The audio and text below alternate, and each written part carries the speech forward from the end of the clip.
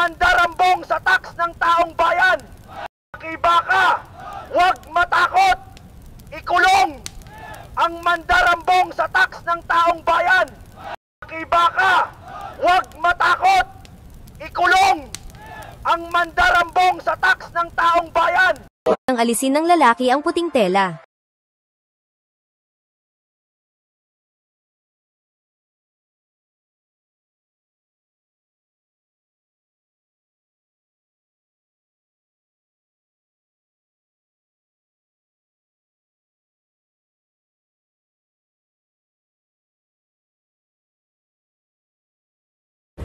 The people of the NDO, that because of this flood control, we remove the bypass roads of the city.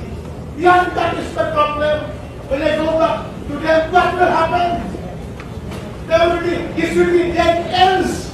The 5 years of work in these bypass roads will end this year. And when will it be removed? So I am asking, appealing to the Secretary. Can you restore this? This is already funded for 5 years. Zero for 2026. Now how can we have that? Mr. Chairman, I double-checking po ngayon with our planning office. Mukha po mangyari dito na kasama po siya sa paglilinis dahil nagkikipos po at multiple packages. We will of course it will be multiple packages because it's a very long cost. It is about 26 kilometers cost. The finish only, the first phase is finished in irrigation season. Nasa kanyang pwesto! Kaya pusina naman dyan! Pusina! Pusina! Pusina! Pusina!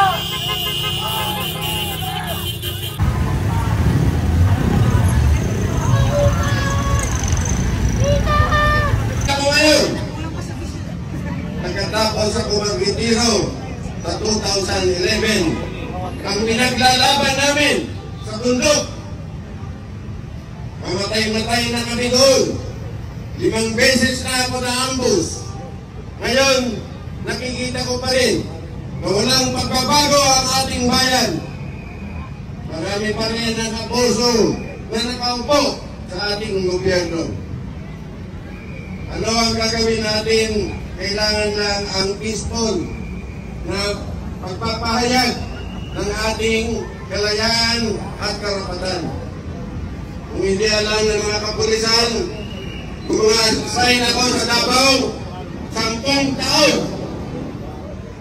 Doon nakikita ko 1981 to 1984. Sa isang buwan, ang pinatay ng Sparrow Unit sa Davao ay 38 policemen in 1 month. Walang lumalaban doon na kapulisan. Kaya kami napunta doon. Kasama ko ang Philippine Marines, 3rd Marine Brigade. Ni Colonel De Asun. Ngayon, nakikita ko ang mga abuso ng iba sa atin na dapat ipagtanggol ang ating mga kababayan. Kaya nakakapanlumo ay ang pinaglalaban namin sa kabundukan ay nakikita namin na hindi pala ang tunay na kaaway ng ating mamamayan ay nasa kabundukan, kundi nasa kanayunan yung mga kurap na opisyal sa gobyerno na pinababayaan lang natin. Kaya ngayon, panahon na at nakita na natin na ang corruption ay lumalala at ang karamihan sa atin ay nagbabakasakali lang na matulog sa kanilang kabahayan. Sana naman ay makipagtulungan tayo para mawala na itong corruption sa ating bayan. Maraming salamat po. Maraming salamat. Yan, ito na mga kababayan. Nagsidatingan na yung mga supporters ni Pangulong Duterte. Dito na sa ano ngayon, no? Ortigas.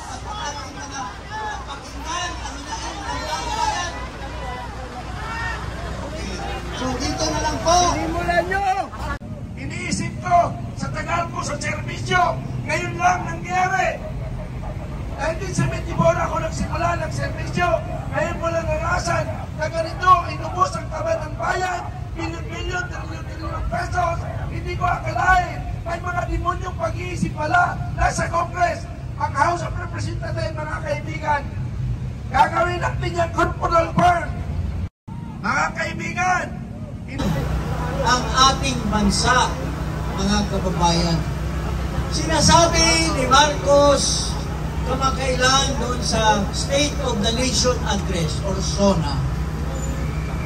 Sinasabi niya doon sa mga nakapaligid, nakaharap niya doon sa Kongreso, mahiya naman kayo. Kasi daw, naanod ang mga prohekto sa flood control. Pero, ang tanong, Marcos, bakit mo kinakaila at sila ang pinagbintangan mo na ikaw naman ang mastermind sa korupsyon?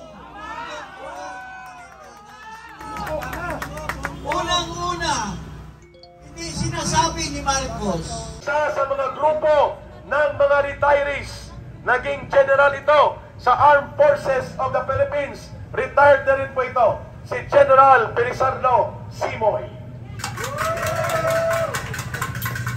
Issue ngayon, flood control projects, under kasi sa Pilipinas.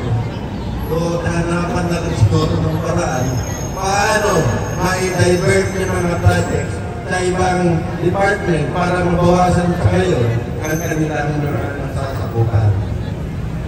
Ganon ang nangyayari sa ating bansa. Ang corruption ay nasa process na ginagawa ng ating gobyerno. Pag-aralan sana ng Senate at ng Congress.